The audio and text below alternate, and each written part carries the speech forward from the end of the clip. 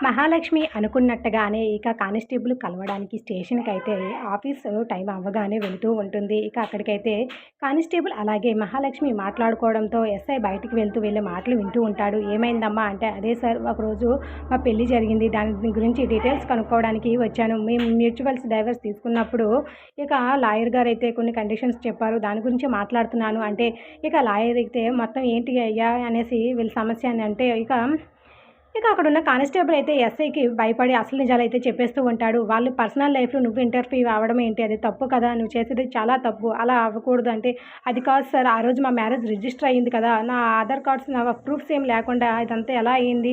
అనేసి అడుగుతున్నారు. అని అంటే, "ఏంటమ్మా నీ ఆధార్ కార్డ్ చక్రి ఇచ్చాడు కదా! నీ ప్రూఫ్స్ అన్నీ కూడా ఉన్నాయి కదా!" అనేసి మాట్లాడుతూ ఉంటే, "చూడు నువ్వు ఇన్వాల్వ్ అవ్వడమే చాలా తప్పు. తనకివ్వాల్సిన డీటెయిల్స్ ఇచ్చి పంపించేయి. ఒక ఆడపిల్ల లైఫ్‌తో నువ్వు ఇలా ఆటలాడుకోకూడదు" అని చెప్పి గడ్డిపెడుతూ ఉంటాడు. ఇక కానిస్టేబుల్‌కి అయితే అక్కడున్న ఎస్ఐ అయితే దాంతో కానిస్టేబుల్ అయితే ఏమీ మాట్లాడలేక మౌనంగా ఉండిపోతాడు. "ఇదంతా వాళ్ళ భర్తే చేయించాడు సార్. నేనేం చేయలేను. తను రిక్వెస్ట్ చేసేసరికి అలా చేయాల్సి వచ్చింది" అని చెప్పి కానిస్టేబుల్ అయితే మాట్లాడుతూ ఉంటాడు.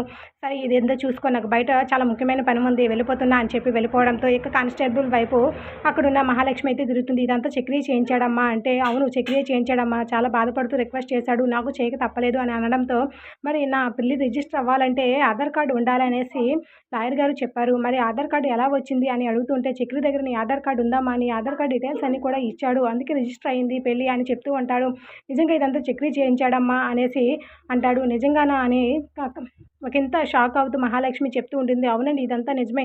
లేకపోతే నాకేం తెలుస్తదమ్మా ఇదండి. మీకు విడాకులు అయిన విషయం కూడా చక్రియే చేయించాడు. నేను నా దగ్గరుండి ఫోన్ కూడా చేయించాడు. అందుకే" అని మహాలక్ష్మి చెప్తే నాకప్పుడే డౌటొచ్చింది. ఎవరు మా మీద ఇంత ఫోకస్ చేశారా అనేసి, "ఇదంతా చక్రియే చేపించాడన్నమాట" అని అనడంతో, "అవును ఇదంతా చక్రియే చేపించాడమ్మా.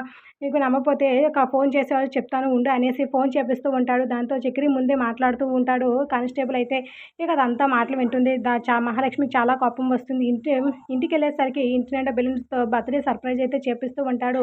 చక్రి అయితే అది చూసి ఒక్కసారిగా చాలా కోపంగా చక్రి వైపు చూస్తూ ఉంటుంది. "ఏమైందండి? ఎందుకంత కోపంగా ఉన్నారని?" ఏమీ తెలియని ఇది ఇక చక్రికి మహాలక్ష్మికి నిజం తెలియలేదు అనుకున్న చక్రి అయితే నార్మల్‌గా మాట్లాడుతుంటే తన వైపు చాలా కోపంగా చూసి చెంప చెల్లుమనిపిస్తూ ఉంటుంది. ఒక్కసారిగా అది జరిగిన దానికి షాక్ అవుతూ ఉంటాడు. అక్కడున్న చక్రి అయితే "ఏమైందండి?" అని అడిగేసరికి ఇక "నా ఆధార్ కార్డ్ మీ దగ్గర ఉందా?" అని గట్టిగా నిలదీస్తుంది. దాంతో నిజం తెలిసిపోయిందా ఏంటా అనేసరికి కానిస్టేబుల్‌కి అంతా చెప్పారు అనేసి కోపంగా చూస్తుంది. ఇదేమీ తెలియని ఇంట్లో వాళ్ళు అలాగే షాక్‌తో చూస్తూ ఉంటారు.